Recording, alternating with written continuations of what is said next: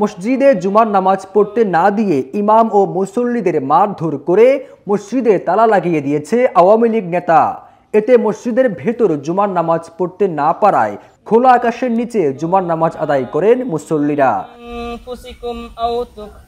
স্থানীয় মুসল্লিরা জানান, ৩ বছর আগে অভিযুক্ত ওই আওয়ামী লীগ নেতার কাছ থেকে মসজিদের জমি ক্রয় করেন মসজিদ কমিটি। পর্যায়ক্রমে সব টাকা পরিশোধ করলেও এখন ইমাম ও মুসল্লিদের মারধর এবং নামাজ পড়তে বাধা দিচ্ছে আওয়ামী লীগ নেতা জিয়াউদ্দিন সোহাগ। আল্লাহ এই মসজিদ খানাকে আপনি কবুল মঞ্জুর করিয়া দেন। এমন ঘটনা ঘটেছে ভোলার চরপেশন উপজেলায়। অভিযুক্ত জিয়াউদ্দিন সোহাগ আসলামপুর ইউনিয়নের সাবেক চেয়ারম্যান বশির আহমেদের ছেলে এবং আওয়ামী লীগ নেতা। স্থানীয়রা জানায়, ৩ বছর আগে বাইতুস সালাম জামে মসজিদ নির্মাণের জন্য ২২% জমি ক্রয় করা হয়।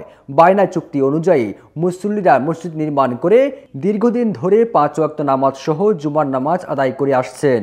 আর পর্যায়ক্রমে জমি ক্রয় বাবদ সকল টাকা পরিশোধ করা হলেও জমির দলিল দিতে অস্বীকৃতি জানায় সোহাগ। সোহাগের দাবি, ৩ বছর আগের চুক্তি বাতিল করে বর্তমান মূল্যে জমির দাম পরিশোধ করতে হবে। তা না হলে জমির দলিল দেওয়া হবে না এবং মসজিদে কোনো মুসল্লি নামাজ পড়তে পারবে না। এর আগে গত ৩ জুন সোহাগের কথা অমান্য করে জোহরের নামাজ আদায় করতে গেলে ইমাম ও মুসল্লিদের মারধর করে মসজিদে তালা লাগিয়ে দেন জিয়াউদ্দিন সোহাগ।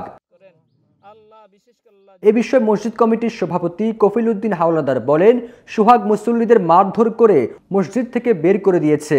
অতিরিক্ত টাকা না দেওয়া পর্যন্ত মসজিদে নামাজ পড়তে নিষেধ করেছে।